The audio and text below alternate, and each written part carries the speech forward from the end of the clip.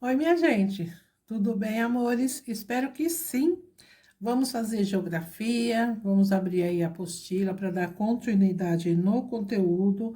Abram na página 155.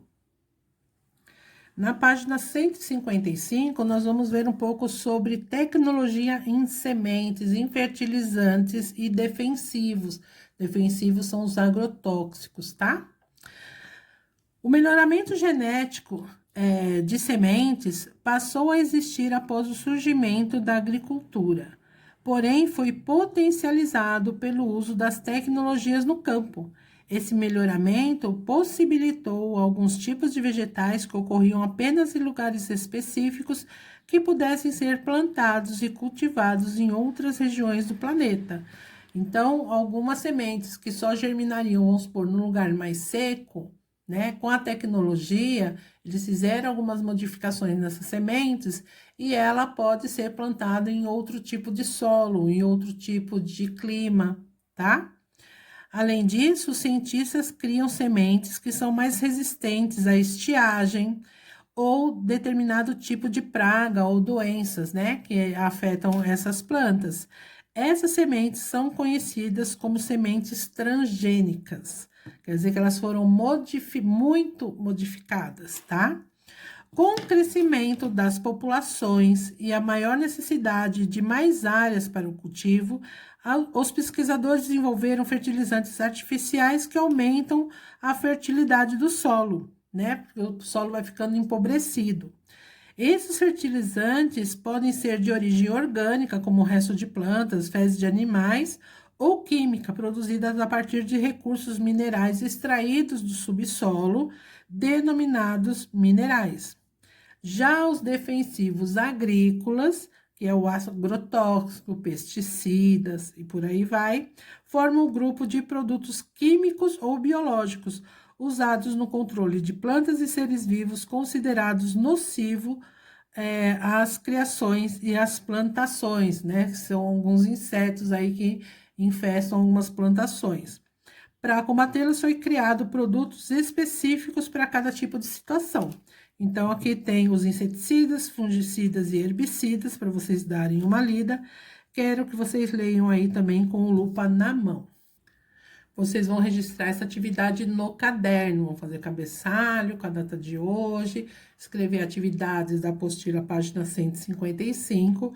O que vocês vão pesquisar? 3 alimentos que vocês consomem na casa de vocês, tá? E que são consumidos na casa de vocês, pode ser ou verdura, ou legumes, ou fruta, mas que ele tem origem de uma outra parte do mundo. Ele não é nativo na nossa região, essa semente veio de outro lugar do mundo, tá bom?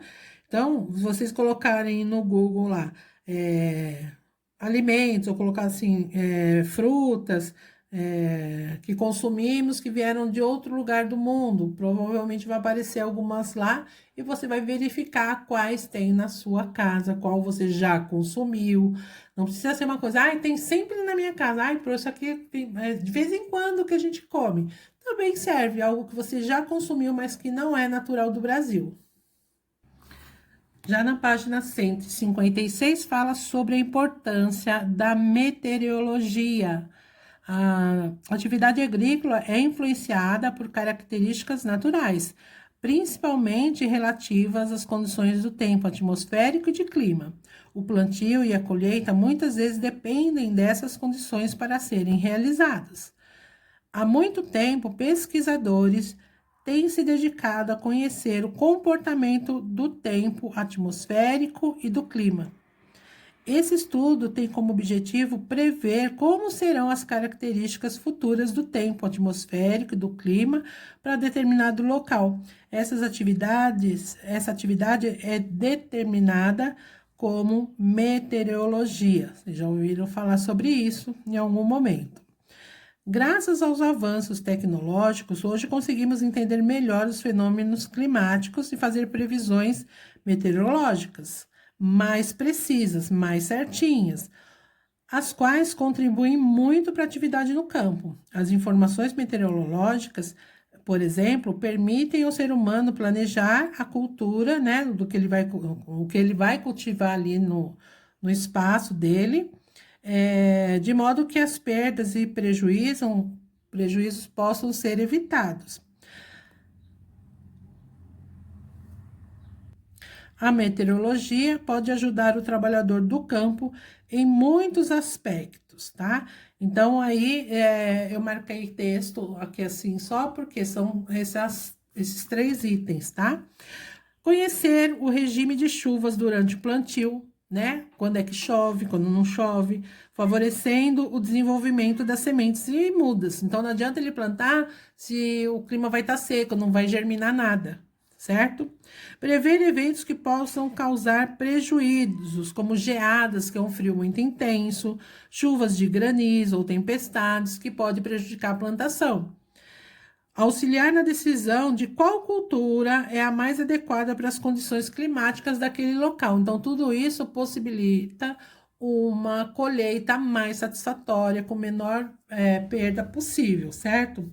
Quero que vocês leiam o texto do Para Saber Mais. Aí temos o sistema de irrigação, gente.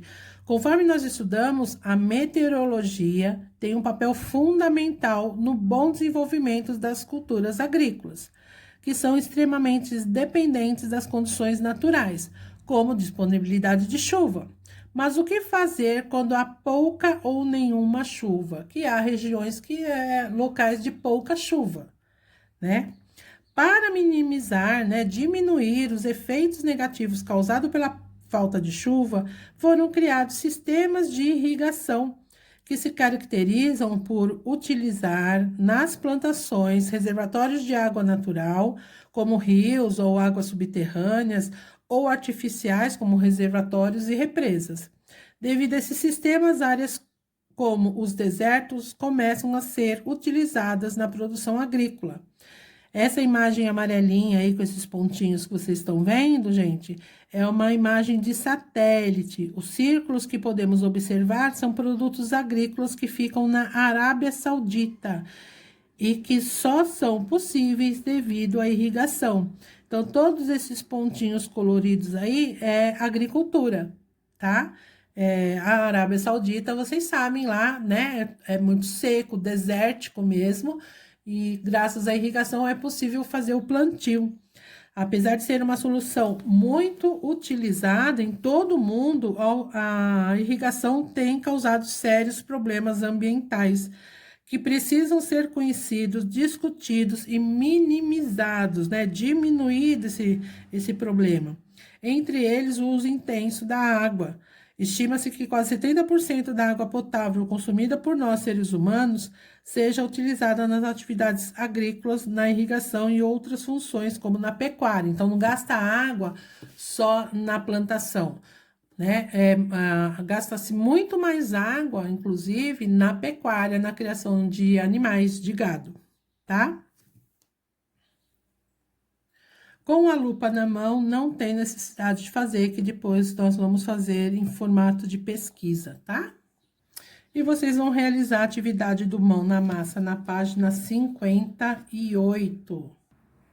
Página 158. Então, as fichinhas, vocês vão fazer a 97, 98, 99 e 100, que é sobre o assunto que temos visto até então. Tá bom, meus queridos? A gente se vê na aula online. Beijos. Tchau.